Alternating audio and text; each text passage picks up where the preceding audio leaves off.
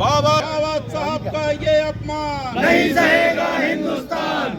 अमित शाह इस्तीफा दो, इस्तीफा दो, इस्तीफा दो। राज्यसभा में संविधान निर्माता डॉक्टर भीमराव अंबेडकर के खिलाफ गृह मंत्री अमित शाह द्वारा टिप्पणी करने को लेकर कांग्रेस, आम आदमी पार्टी और दलित संगठनों का देश भर में विरोध प्रदर्शन जारी है।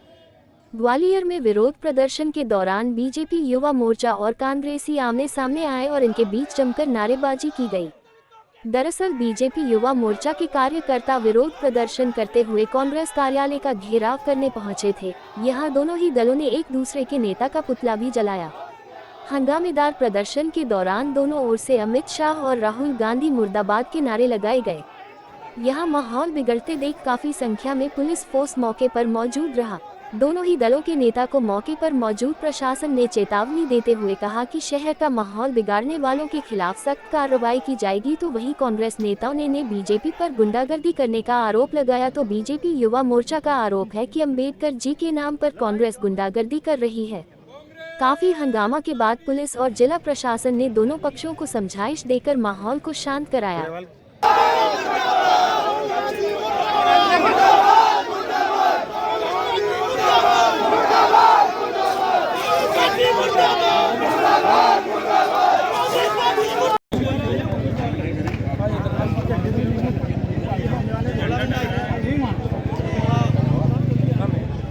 बाबा साहब का ये अपमान नहीं सहेगा हिंदुस्तान।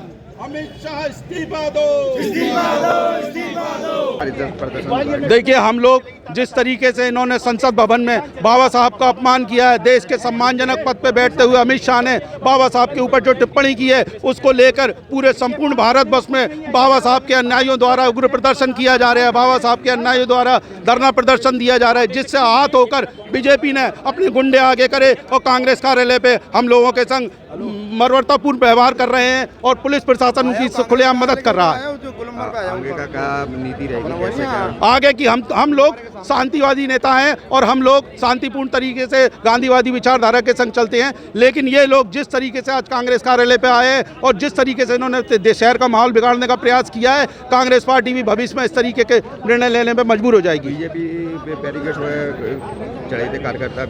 ये सत्ता और शासन उनकी मदद कर रहा है। वो लोग बैरिकेड पर चढ़ के कांग्रेस के खिलाफ अनर्गल बातें कर रहे हैं और शासन प्रशासन उनकी मदद कर रहा है।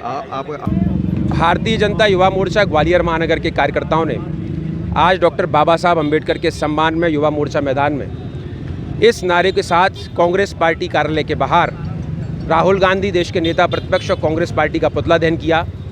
और आज हम ये संदेश आपके माध्यम से देश की जनता को देना चाहते हैं कि जिस प्रकार कांग्रेस पार्टी ने बीते कुछ समय से सदन में अमर्यादित टिप्पणियां करके डॉक्टर बाबा साहब को ढाल बना करके अपनी गुंडागर्दी को छुपाकर, अपने झूठ को छुपाकर, अपनी दलित विरोधी नीतियों को छुपाकर कांग्रेस पार्टी जिस प्रकार झूठे बयानों के माध्यम से देश की जनता को बरगलाने का प्रयास कर रही है, देश का नौजवान जाग चुका है। वो कांग्रेस पार्टी के बहकावे में आने वाला नहीं है। ये वही कांग्रेस पार्टी है जिसने डॉक्टर बाबा साहब अम्बेडकर को, जब डॉक्टर बाबा साहब देश के पहले कानून मंत्री थे, तब नेहरू की दलित विरोधी नीतियों से असहमत होकर डॉक्टर अम्बेडकर ने इस्तीफा दिया। और उसके बाद जब मुंबई से वे चुनाव लड़ने गए तो डॉक्टर नेहरू देश के प्रधानमंत्री डॉक्टर अम्बेडकर को चुनाव हरवाने के लिए बार बार रैलियां करने गए। और उसके बाद जिस व्यक्ति ने डॉक्टर अम्बेडकर को हराया, उसको कांग्रेस पार्टी की सरकार ने पद्म विभूषण से नवाजा।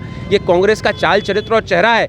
इसलिए आज का युवा कार्यकर्ता मैदान में उतरकर देश की जनता के सामने हकीकत बयां करना चाहता है कि देश के अंदर दलित हितैषी, जनहितैषी, दलित कल्याण के लिए सोचने वाली, जनजाति कल्याण के लिए सोचने वाली कोई सरकार है तो नरेंद्र मोदी जी के नेतृत्व वाली भारतीय जनता पार्टी की सरकार है। और आज हमने कहा है कि बाबा साहब के सम्मान में भारतीय जनता पार्टी मैदान में इस मंत्र को लेकर हम आगे बढ़ने वाले हैं। और जब जब बाबा साहब का अपमान होगा, बाबा साहब के खिलाफ एक भी टिप्पणी की जाएगी, भारतीय जनता युवा मोर्चे का कार्यकर्ता कांग्रेस की ईंट से ईंट बजाने का सामर्थ्य रखता है। मैं मानता हूं कि बाबा साहब हम सबकी आस्था और श्रद्धा के केंद्र हैं। बाबा साहब का कहा एक एक संदेश हम सबके लिए पाथे है। और मैं मानता हूं कि डॉक्टर अम्बेडकर के बताए रास्ते पर चलकर हम देश को के अंदर कल्याणकारी नीतियां बनाएंगे और दलित हितैषी होने के लिए हम लगातार दलितों के हित में काम करते रहेंगे। कांग्रेस ने आरोप लगाया गुंडागर्दी का भी। ये गुंडागर्दी नहीं है, गुंडागर्दी कांग्रेस करती है। जब श्रीमती इंदिरा गांधी ने देश के जनादेश को कुचलकर देश में संविधान संशोधन करके देश पर आपातकाल थोप दिया था, गुंडागर्दी साहब उसको कहते हैं। कांग्रेस पार्टी इस बात को भूल जाती है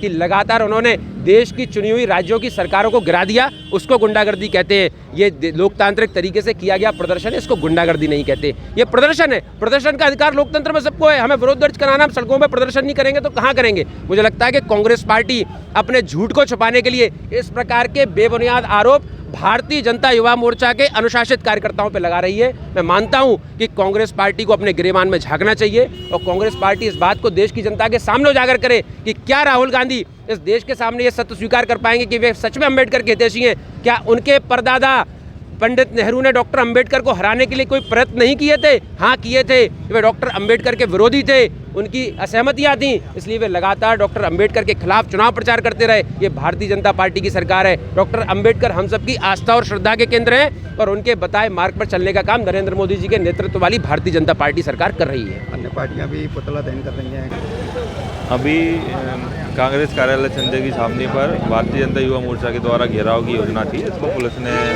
बैरिकेडिंग करा करके पर्याप्त सुरक्षा इंतजाम किए थे। रूट आती रूट को डाइवर्ट किया था और दोनों पक्षों को अभी समझाइश दी गई है कि इस तरह का लॉ एंड ऑर्डर या न्यूसेंस क्रिएट ना करें। बीजेपी कार्यकर्ताओं द्वारा बैरिकेड पर भी चढ़ा गया था। अभी बीजेपी के जो युवा मोर्चा की टीम है उसके द्वारा नारेबाजी करके किसी पक्ष को बात को लेकर के विरोध प्रदर्शन किया गया है। पुलिस इसमें अभी दिखवा रही है, जो भी संबंधित रूट है उसको डाइवर्ट कराया गया है।